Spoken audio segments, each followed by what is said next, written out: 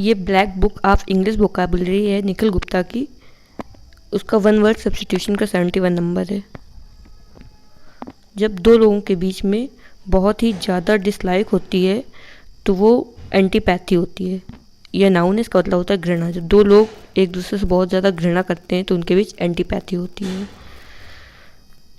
Next है who studies antique things.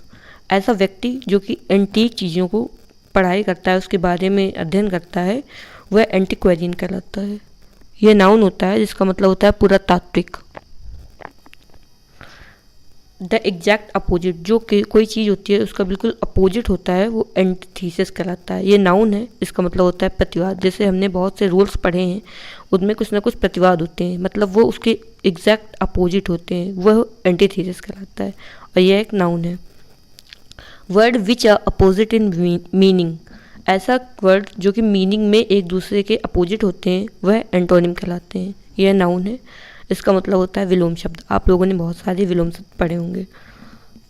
A policy that segregate people on the basis of race, ऐसी policy जो कि लोगों को उनके रेस के तौर पे अलग करती है, वह अपार्थाइड कहलाती है। ये नाउन है, इसका मतलब होता है रंग भेद। जैसे गोरे लोग एक तरफ, काले लोग एक तरफ, इस तरह रेस के अकॉर्डिंग जो भेदभाव करते हैं वह अपार्थाइड कहलाते हैं। यह नाउन है।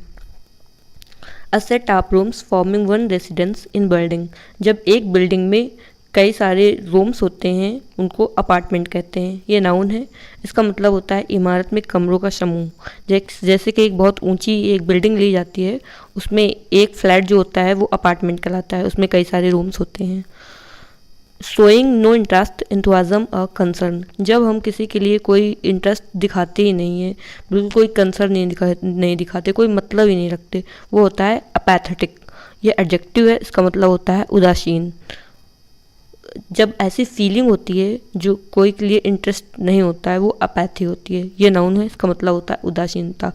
वो जो पहले वाला था अपैथेटिक, ये एडजेक्टिव था, इसका मतलब होता है उदासीन। जैसे उदासीन व्यक्ति, अपैथेटिक पर्सन लगा सकते हैं। और ये नाउन है अपैथी का मतलब होता है उदासीनता, ये एक फीलिंग है।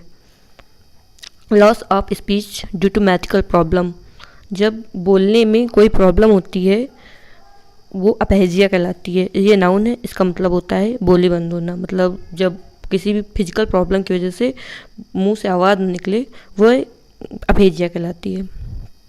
अ प्लेस वेयर बीज यहाँ पे एस बना हुआ है, बीज आर केप्ट, वो होता है अपेरी। ये नाउन है, इसका मतलब होता है मधुमक्खी पालने का स्थान। जहाँ पे मधुमक्खियाँ पाली जाती हैं, उनका शहद इकट्ठा किया जाता है, वह अपेरी कहलाता है।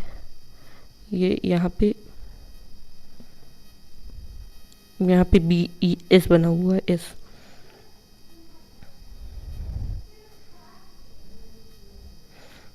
नेक्स्ट है टू एक्सप्रेस रिग्रेट, जब हम किसी के लिए क्षमा मांगते हैं, क्षमा मांगने की जो होता है वो अपलाइज कहलाता है। ये वर्ब होता है, अपनी क्षमा मांगने को अपलाइज कहते हैं।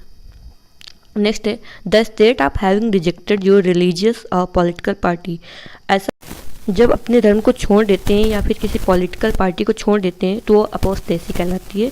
यह नाउन है, इसका मतलब होता है स्वधर्म त्याग। नेक्स्ट है अपंदी ऑफ अ रिफॉर्म मूवमेंट, जब किसी रिफॉर्म मूवमेंट का जो बंदी होता है, जिसको चलाने वाला होता है, वो अपोस्टल कहलाता है। ये नाउन है, इसका मतलब होता है प्रचारक।